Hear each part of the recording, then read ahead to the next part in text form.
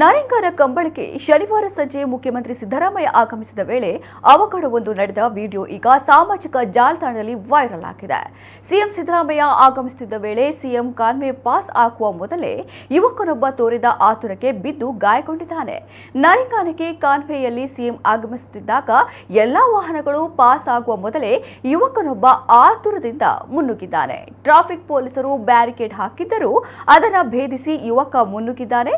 ಈ ವೇಳೆ ವಾಹನ ಮುಂದೆ ಸಾಗದಂತೆ ಹಾಕಿದ್ದ ಪ್ಲಾಸ್ಟಿಕ್ ತಡೆ ಎಚ್ಚರಿಕೆ ಫಲಕ ಯುವಕನ ಕತ್ತಿಗೆ ಸಿಲುಕಿಕೊಂಡಿದೆ. ಇದರಿಂದ ಯುವಕ ಚಲಾಯಿಸುತ್ತಿದ್ದ ದ್ವಿಚಕ್ರ ವಾಹನ ರಸ್ತೆಗೆ ಉರುಳಿ ಬಿದ್ದಿದೆ.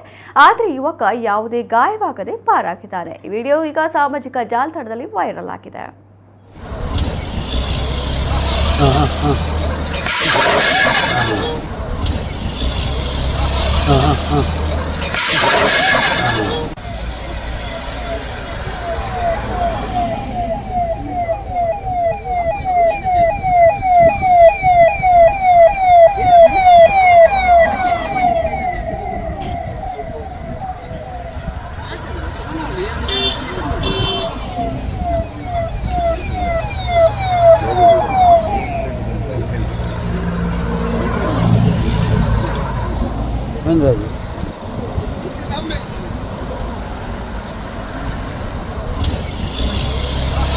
हाँ हाँ